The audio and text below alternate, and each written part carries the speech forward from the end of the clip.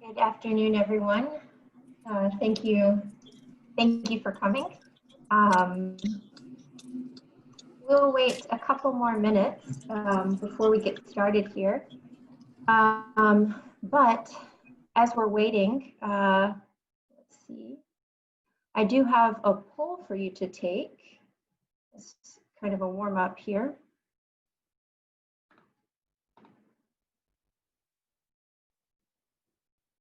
Okay, great. So I'm going to go ahead and close the poll here. If you haven't had a chance to take it yet, you can still see the questions on the screen and can just guess as we go through the answers.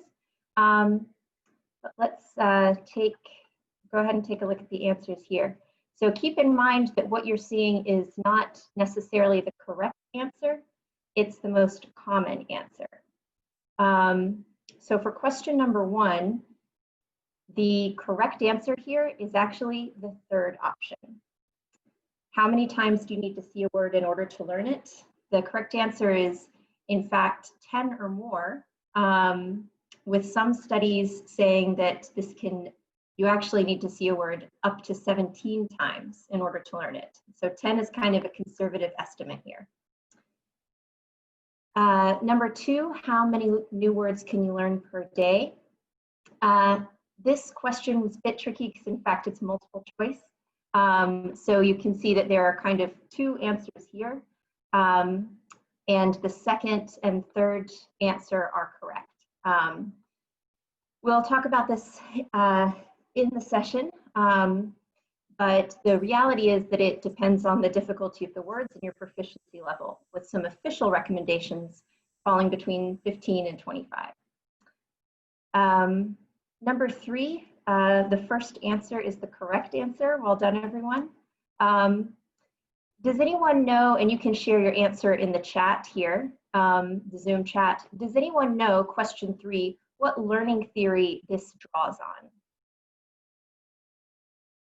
So there's question 3 draws on a specific learning theory you have probably heard of before, maybe, I'm not sure. If you have an idea, go ahead and share your answer in the Zoom chat.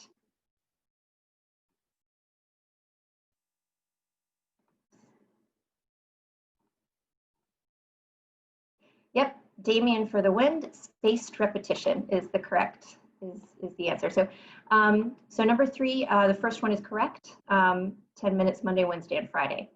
And then question number 4, here you will see that the correct answer, in fact, is the third option. So this is based on high frequency word lists and how much they comprise of our everyday, sorry, little problem with the poll there, how much they comprise of our everyday speech. And so for number 4, the correct answer is 75%. All right, so today we have our student webinar on vocabulary, on building and retaining vocabulary. Here's an overview of what our session is going to include. My name is Jessica Davis. I think I may have met some of you before. I was a teacher for 10 years and now work in curriculum development. And yeah, in this session, we're going to go through some of the basics of what's involved in learning a word, what the cognitive processes of that are, what some of the research says about how we can strategize and maximize our vocabulary learning, and look at some specific tips for doing that. This webinar is designed to be interactive, so if you have questions, comments, or if you want to respond to a question that I ask, please use the Zoom chat, and we'll use that throughout. And I just want to start off our webinar with this quote here. You can see it by David Wilkins, who's a well-known linguist and language researcher. And I think this quotation really highlights the importance of vocabulary. Often in language classrooms, grammar is kind of the superstar, and we spend a lot of time thinking about it. But it bears remembering that vocabulary is really the building blocks. We can't say anything without vocabulary, and with it, we can say a lot. So we know it's important. Sometimes we forget quite how important it is. All right, let's get started. Okay.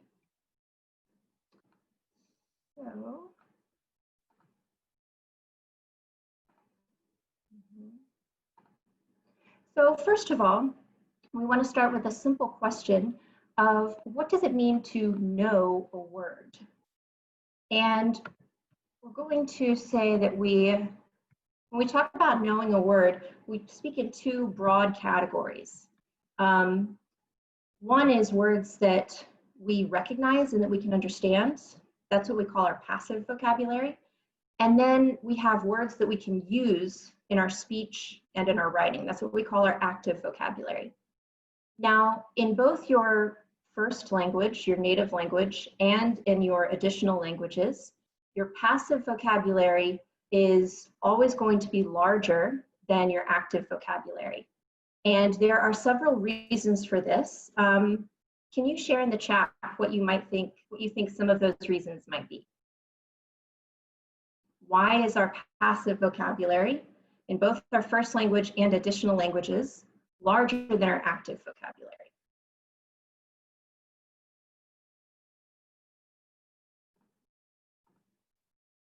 Okay, so Lucy is saying word frequency. Good. And that's absolutely true. Our passive vocabulary will include things that we recognize, things that we are exposed to, but things that might not be very frequent, and so we might not use them a lot. So maybe you've watched Game of Thrones, you know words from Game of Thrones, but you might not use those so much in your daily speech. So you might be exposed to low frequency words that you don't really use a lot. That's one reason it's larger. That's great. Katya is saying specialized vocab, and Leah is saying the same, technical vocabulary. That's completely correct as well. And then we have another comment here that we don't need to work as hard for passive. And that's exactly true. And that's really where we see what we see coming in with second language learning, is that we don't have to work as hard for passive vocabulary. So for active vocabulary, what do we need to do? And when we think about it, when we break it down, we can see that active vocabulary involves a lot more than passive vocabulary. So for passive vocabulary, we see the word and all our brains have to do is retrieve the meaning of the word. And bam, we're done. But with active vocabulary, if we want to use a word, meaning is only one thing that we need to know. We also need to, if we're speaking, we need to know how to pronounce it. Or spell it. If we're writing, we need to know the correct form of it. And we also need to know words that go around it. So I've given some examples here. So you might see this, people say things like this, where they say they have the keyword right, they know the word married, but they don't know the words that go with it. And we call these words that go with other words collocations. So it's not just the word itself, but what goes around the word. So we can see that knowing a word involves a lot more, knowing a word and using a word involves a lot more than just knowing the meaning. So with that in mind, we can see that knowing a word is not something that just happens in a minute. And as you guys knew from the entry poll, you don't just see a word once or twice and then you know it. You have to see it several times, and you have to build those connections in your brain in order to really be able to use a word. So here you can see a progression of what's involved in knowing a word. We start out with just a very general sense of what it is. Maybe we have an idea of whether it's positive or negative, or it's connected to something. And then we might know the word just in one sense, in one context, but we can't then apply it to other contexts. We kind of have them at a memorized level. And then as we're transitioning from passive over to active, we kind of get this, what some researchers call tip of the tongue syndrome, where you know that you know it, but you just, the process to go back, for your brain to go back and get it is so slow that you can't recall it quickly enough to use it. And then that's the final step, of course, is that we have a rich knowledge and we can use it easily and retrieve it without much effort across a wide variety of contexts. So from this chart, we can see that knowing a word is something, learning a word is something that takes time. And as learners, I imagine that you, much like me, have often been frustrated when you've reviewed a word maybe 6 or 7 times and you still can't think of it as quickly as you would like to. You're having trouble recalling it. But the reality is that learning a word is a complex process that involves a lot of things, a lot of elements. So that stage of fuzziness is actually just a normal part of your brain working and your brain putting everything in place. And then here are a few other points here. The research on how many times you need to see a word in order to learn it, there's not really an agreed consensus, but most people, most researchers bounce back and forth between 10 to 20 times. So definitely seeing it over and over again is important. Rich context is very important. We're going to look at that in a minute. And then we come to this next point, which is that vocabulary learning is both incidental and deliberate. So can you share in the chat, what do you think incidental vocabulary learning is? What does that mean? Or what's an example of it?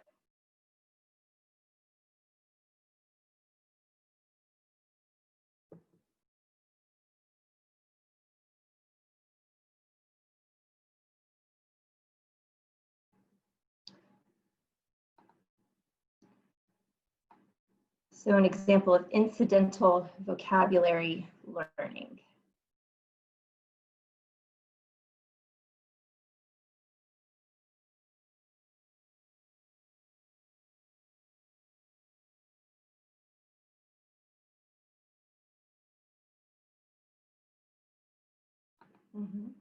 So Lucy's saying, you learn words in the situation as it's happening. Or you imagine a situation where you can use that word. And Katya is saying, learning a word from context. And yes, that's completely correct. Incidental learning is when you learn in a situation or you learn from context. It's basically when vocabulary is a byproduct of doing something else. So maybe you're reading or watching TV or talking to your teacher and you learn a new word. That's incidental vocabulary learning. So we can get it, yeah, through any kind of input in our target language, reading, TV, video, or just general talking with people in our target language. And incidental vocabulary learning, it's kind of what you might hear as when people say, I just pick up a word. And it forms a really big part of vocabulary acquisition in our second language, with several researchers saying that this is one of the main ways you learn vocabulary after you've learned your first few thousand core vocabulary words. So once you've reached a certain critical point, you're able to go and interact in the target language and really expand your vocabulary knowledge there. So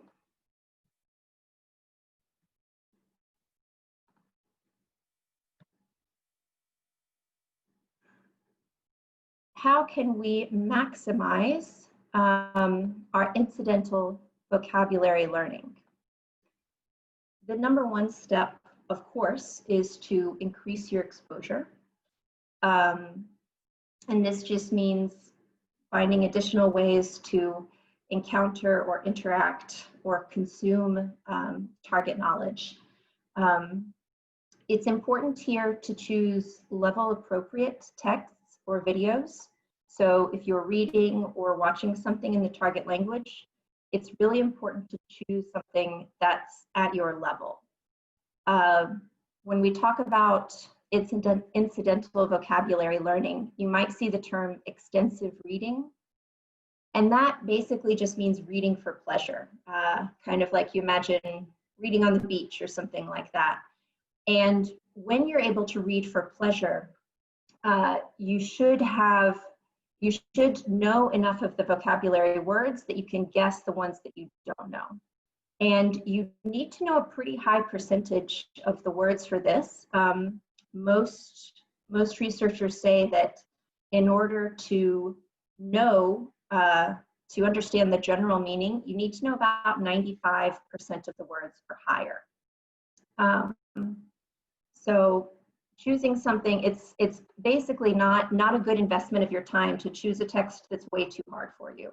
If it's way too hard and you're having to look up every third word, that's not a good use of your time. Choose something that's easy, where there's occasionally a word that you don't know, but that you're able to read or watch and enjoy it.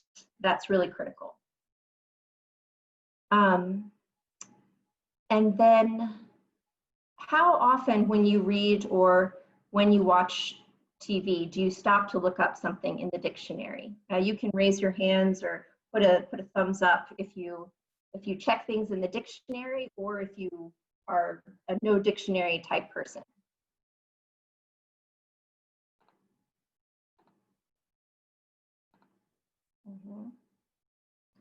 So I'm seeing a few thumbs up here, and people are divided on this. I know that some people say never check in the dictionary, just keep reading, just try to figure it out. And it is definitely up to personal preference to an extent, but when people have done research, it does indicate that if you check your guesses in a dictionary, that can increase your retention rate. So it can increase how long you remember the word and how well you remember it if you check in your dictionary. So a good rule of thumb for using the dictionary is, if a word keeps coming up again and again, you keep hearing the same word and you don't know it, then it's worthwhile confirming that word in a dictionary and making sure you've got the right meaning. Or if it's a really important word, if you can tell that it's central to the meaning or the plot in some way and you're not familiar with it. Okay, so now that we know about incidental vocabulary learning, we want to talk about deliberate vocabulary learning. And as you can probably guess, this is where we sit down and we focus on vocabulary learning, whether that's self-study, whether that's class time, or what have you. And we're going to talk here about how to choose which words to learn. So in your classes, how do you decide which words to learn? Is it from your teacher? Is it something that you create? You create a list? Do you have a vocabulary list? How do you decide which words to learn in your own study or your own classes if you're currently enrolled?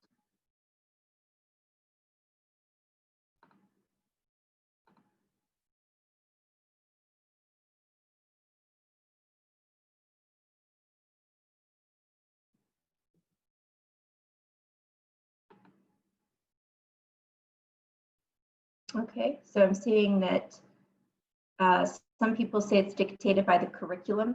So your textbook will often have word lists. Your teacher might give you a word list. Dave is saying, I try to learn the most common words first. Damien, assigned by the instructor. All right, great.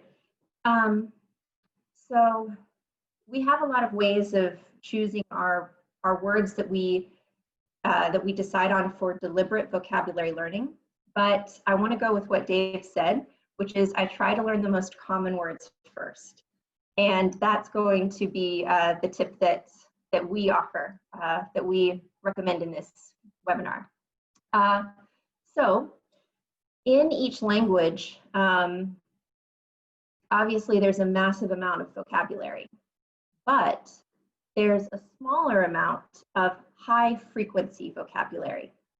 And this high frequency vocabulary has way more power, basically, way more bang for your buck, if you will, than the other low frequency vocabulary. So you can see this, this statistic here that in English, if you know the 800 most common words or word families, you can understand 75% of what people say in everyday conversation, in everyday life. So really just a small amount of vocabulary, relatively small, can go a long way. So you, if you have a curriculum that is that assigns your vocabulary, or if it's coming from a teacher, or if it's self-generated, it's worth taking the time to check it against a frequency list. Frequency lists can be found online just by Googling. You can usually find a couple. You want to maybe look through and compare and see how they were created, see if they look like they were made in a kind of official way or have some decent research behind them. Or some languages will have frequency dictionaries that you can buy. And it's worth taking the time to check your words against those high frequency words. Most of the high frequency words are going to be things like prepositions, articles, your really high frequency verbs. But it's worth looking at those lists, going down through them, and seeing if there's a word that maybe you haven't learned before, and then taking that and putting that in your vocabulary list. It's good to use as a reference. One caveat, of course, is that, of course, they don't include context, which, as we'll see in a minute, is very important. And they often don't include multi-word units. So multi-word units are things like get along with or look forward to, phrases that have one meaning but multiple words. So they don't include multi-word units, which are very important.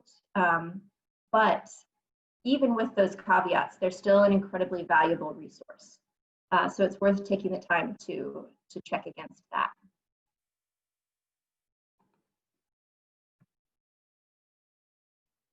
Okay. And then just a few other pieces of general advice before we get into specific strategies. Is here you can see taking the time in a language to be aware of words, be aware of suffixes or roots or prefixes. This can help you decode words more quickly. Looking around the word at the context, at the collocations. And then here, this can also help you decide which words to focus on in your deliberate learning. If you are aware that you have some gaps when you try to talk about a specific subject area or something related to your work or your life, and you don't have enough vocabulary to do it, then that can also help you to select words for deliberate study. All right. Here are a few general tips on building up your memory.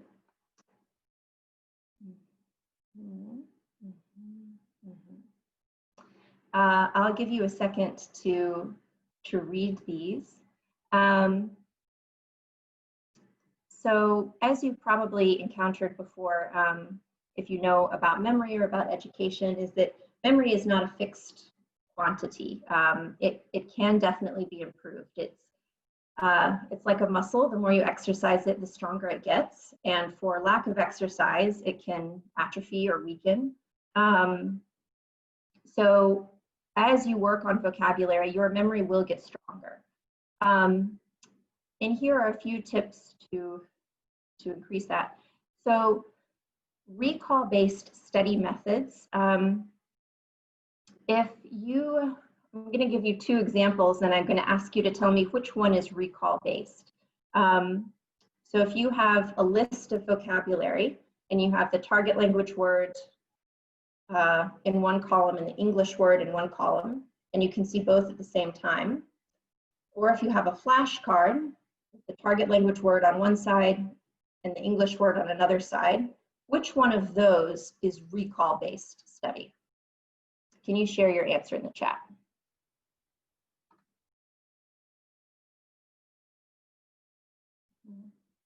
Yeah, everyone's saying flashcard, and everyone is correct. So with recall, it's much more effective than just review because your brain has to work harder. Your brain has to go back into your long-term memory. It has to retrieve either the meaning or the word, depending on which side of the flashcard you start on. And going through that retrieval process strengthens the associations you've built up with that word. So it's much more effective than just looking at a list of vocabulary. The second tip is to focus on meaning making. And we'll look at some specific ways to do that in a second. And then here, the fourth point, spacing out your study sessions and allowing lag time between study sessions. And as you guys noted in the initial poll, this draws on the theory of spaced repetition. Does anyone know what spaced repetition is? Can you take a moment and summarize what you think it is, or just one sentence in the chat?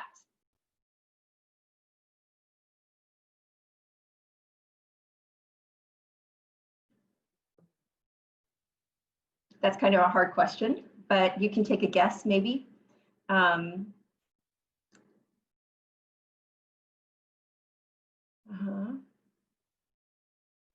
So Dave is saying the words you have trouble with the most appear more in your practice. That is one way to do it. Yep.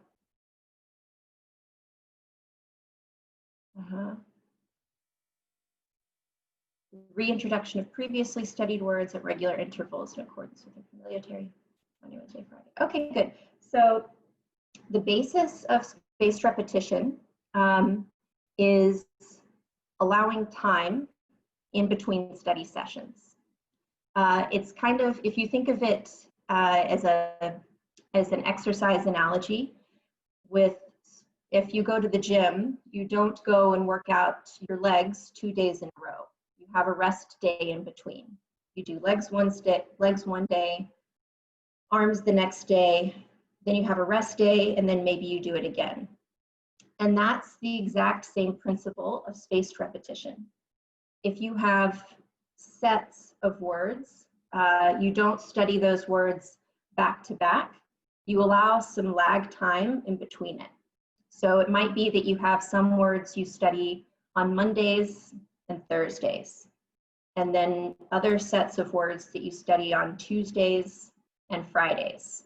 And maybe you just have 10 or 15-minute study sessions, but you allow lag time or rest time in between those study sessions. That's the basis of spaced repetition, is allowing time in between study sessions. And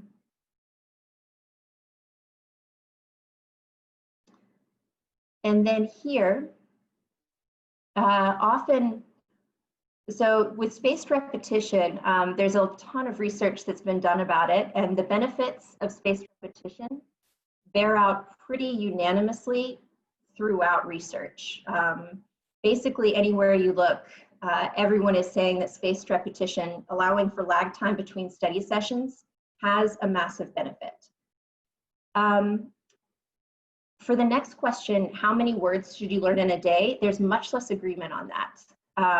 It really depends on the difficulty of the words and your proficiency level. As you can probably guess, if you're a beginner, you can't learn as many words because it's so much new information for your brain, the sounds, the way the words combine, all of the meanings. But if you're at a higher level, you can take more words in. DLI and FSI both have specific word recommendations. If you have a category 3 or 4 language, like Arabic or Chinese, then you might have 15 or 20 words a day.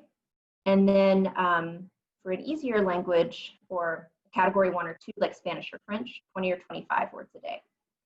So that's a good rule of thumb. And then one encouraging thing is that the more vocabulary you learn, the more your capacity increases. Okay. Here we get into some vocabulary learning strategies. So these are just ways to facilitate learning, and especially to facilitate deeper learning. So using pictures, visualization just means imagining a scenario in your head, whether it's imagining a picture, a situation, a sentence, anything like that creates a deeper learning and is helpful. Semantic mapping, you can see an example here on the left of German, which also has English in it. So they've got some pictures, some example sentences, some words that they associate with Apple. And that's, this is something you can choose to do for a few words. It's obviously very time consuming, so you wouldn't want to do it with many. Flashcards are a great tool.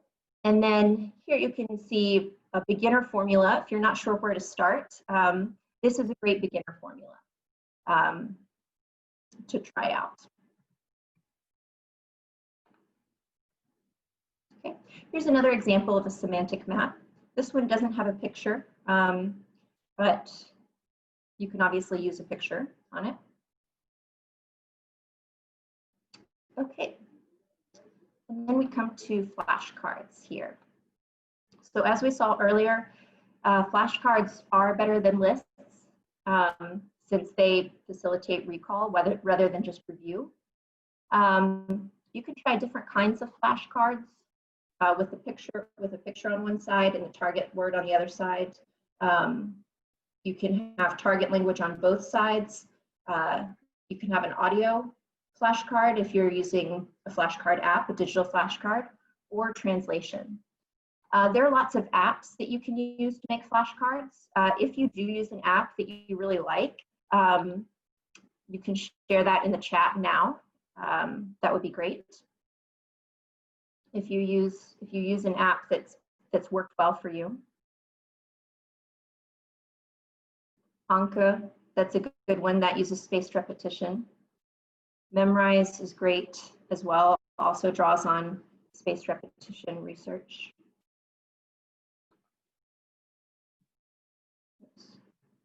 Okay. And then just some tips for using flashcards. Divide them into sections. If the words are very difficult, maybe just have a section of 5 vocabulary words. If they're easier, maybe go up to 25, maybe 30 if you feel very confident. Your core vocabulary that you've identified as high frequency or high needs for you, review that regularly, maybe twice a week, maybe once a week, maybe once every other week, but on a regular basis. A lot of research shows that putting difficult words at the beginning is helpful. It's also important to shuffle the words often, to change the order so that your brain doesn't learn the order, it learns the words. And I don't know if you say them aloud when you use your flashcards. If you do, you can raise your hand or give a thumbs up. But there has been research done on whether saying the words aloud has an effect on retention and on learning. And the research points to yes, it does. So if you usually are just a silent learner, maybe give saying them aloud a try and see how that works. And then also, just a note that you want to be able to use the word, not just to recall it. So after you feel like you've learned the meaning and you've got that pretty firm in your brain, take it to the next level by saying the word in a sentence. And if you're not sure how to do that, then you can go to example sentences and make sure you know the collocations, make sure you're familiar with the form, and say the word in a sentence after recalling it. Right. All right, and just a few key tips here as we finalize. You can see here that, yes, it's a process, it takes time, but the more vocabulary you know, the more you're able to know, the more you're able to acquire. It does take time, so don't be discouraged by that initial fuzziness, by the difficulty you might have with recalling vocabulary. That's natural, that's a part of the process. Be choosy with the words that you select for your deliberate learning. Put them into groups, space out your practice sessions. Don't be afraid to take time in between those sessions, but come back to that core vocabulary, and that will dramatically increase your retention. And then one other final thing that we didn't mention here, but a lot of the research points to, is to really use a variety of strategies. So mixing it up, using a lot of different things is very useful. And successful learners, research that has been done on successful language learners shows that they have a lot of things in their toolbox, and they don't rely on just one strategy, but they use several strategies. All right, that concludes our session here. So if you have any questions, please feel free to share those in the chat or unmute yourself and ask them with your voice. And in the meantime, you'll see in the chat there's a link to a Get Feedback survey. If you would take just 2 minutes, 1 to 2 minutes to follow that link and fill out the survey, that would be extremely helpful. We really appreciate your feedback, and in previous sessions, many of our ideas for these sessions have come from feedback we've gotten in the surveys. So we do definitely look at the surveys and listen to your feedback carefully, and take ideas for future sessions from that feedback. So yes, before we go, if anyone wants to share, is there one technique here that you think you might like to try out in learning vocabulary, or one piece of research that surprised you, or that was new for you, or that you'd like to learn more about? Maybe you can take a moment to share that in the chat as people complete the survey and kind of wrap up. All right, and that's fine too. That's it. Thank you everyone very much. And if you have any questions, then don't hesitate to send us an email. And thank you again for your time and your attention. Have a great day.